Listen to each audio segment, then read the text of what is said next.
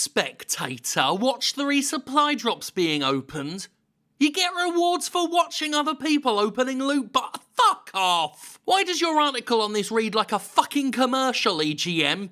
Fucking creepy. COD should really stand for cynicism of dickheads. Anyway, friends and lovers, welcome to the Jimpressions for Call of Duty World War II, which has taken us back to World War II because Battlefield 1 did all right. So here we are, back to basics. In more ways than one, in fact. I mostly am playing the campaign because fuck Call of Duty's multiplayer.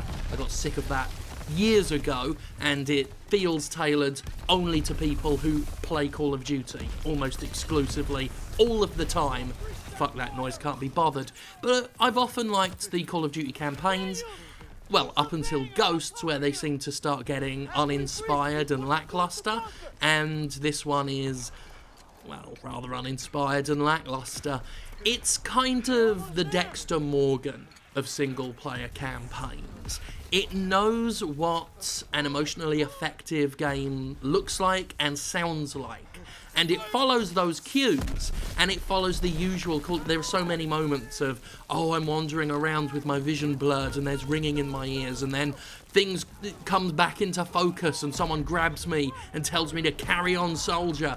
The same old Call of Duty tripe we've seen time and time again, in a more basic, stripped-down fashion compared to previous campaigns. At least with the last few, with like Advanced Warfare and the Black Ops ones, they tried to do some different things, some unique stuff. This one just feels like a Call of Duty from many years ago, going through the motions. It's just mission after mission, with the usual obligatory shite. You know, you've got the shooty bang bang missions, you've got some sniping sections, you get to drive a tank at one point because of course you do, there's a chase scene in a vehicle where you get onto the obligatory turret because of course you do. Now, is the campaign bad? No, it's not bad. Am I a little bit commenty bitter about the loot boxes? Maybe a little bit commenty bitter about the loot boxes. But that doesn't really change the fact that this campaign is standard. Bog standard. You get a basic FPS thrill from shooting the Nazis, but the word basic really is the most appropriate term to describe the game. It goes through the motions of a campaign, and after some of the prior Call of Duty campaigns where they've really pushed the boat out and tried to be interesting and unique, or at least tell a dynamic, feeling story, this one is just go from point A to point B, do the Call of Duty thing, and then do some more of it in another mission. Just going through the same routine over and over again. And yeah, I mean, yeah, I shot a dude in the face there. And that had the basic satisfaction you get from shooting a dude in the face in a video game. But it's far from above and beyond the Call of Duty or otherwise.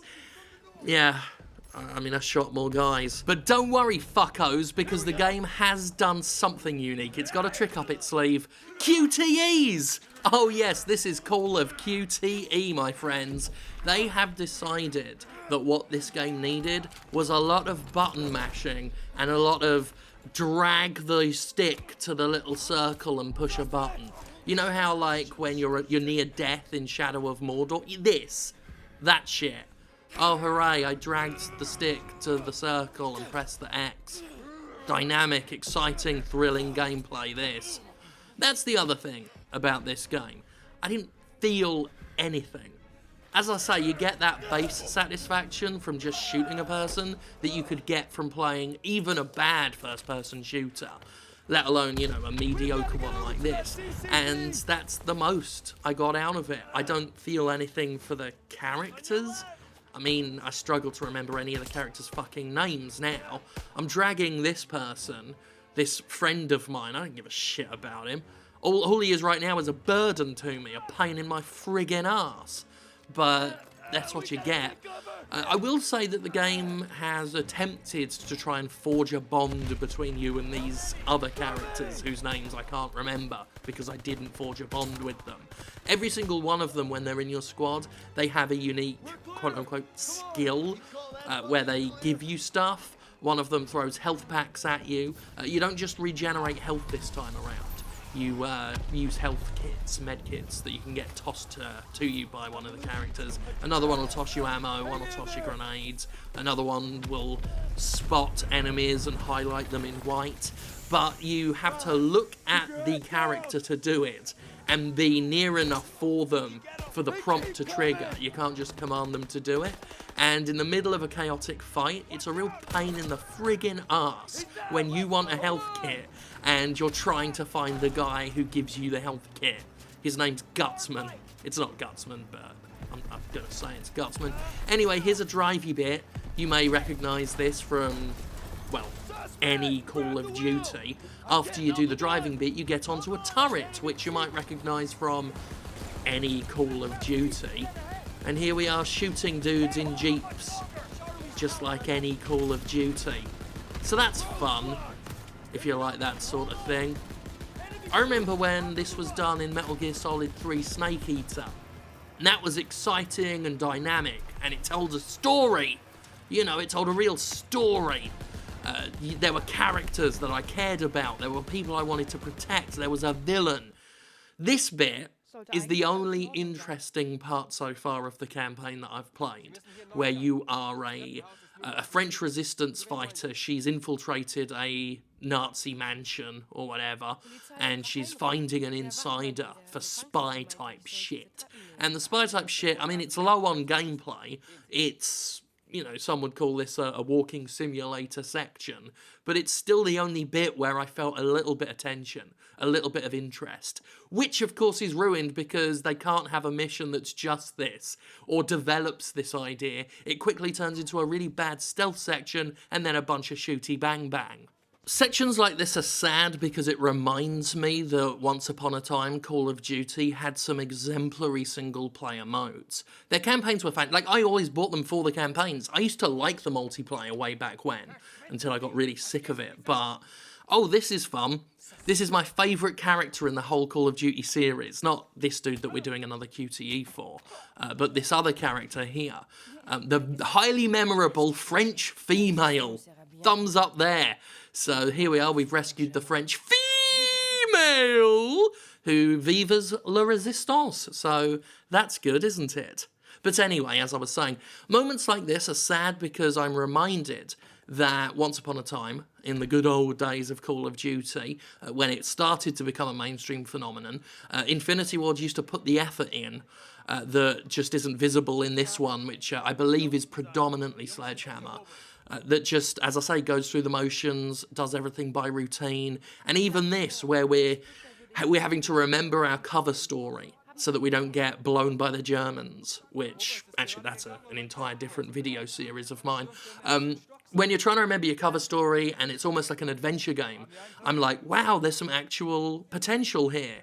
And then you get told to sneak around in a shitty stealth section, which turns into another shooting section, and then it's just more lackadaisical shite. Interesting thing about flamethrowers. Wouldn't really be used in this context. Flamethrowers were, during World War II, woefully inefficient. Terrible for clearing anything. Dangerous to use, went wrong a lot, and just wasn't as effective at clearing a crowd as guns. They became predominantly used for terror tactics because psychologically the flamethrower is horrific, obviously. You know, you're dousing people in fuel and setting them on fire. That is terrifying.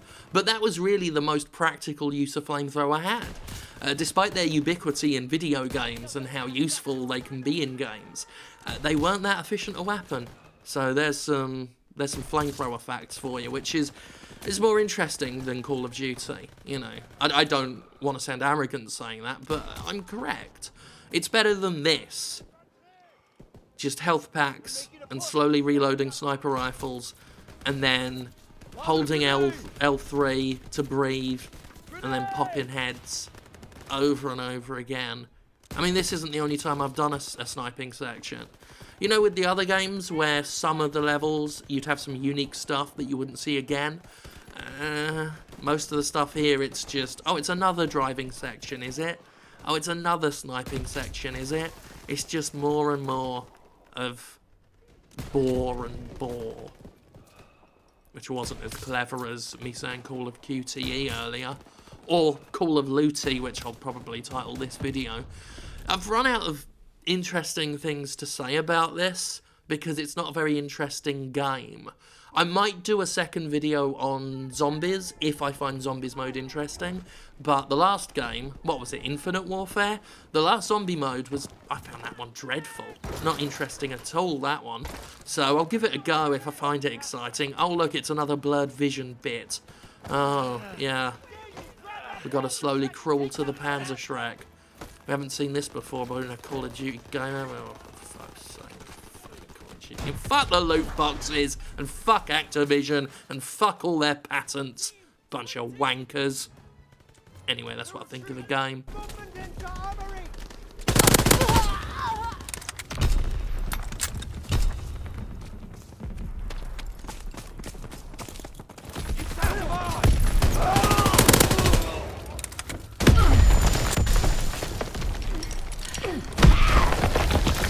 Fucking multiplayer.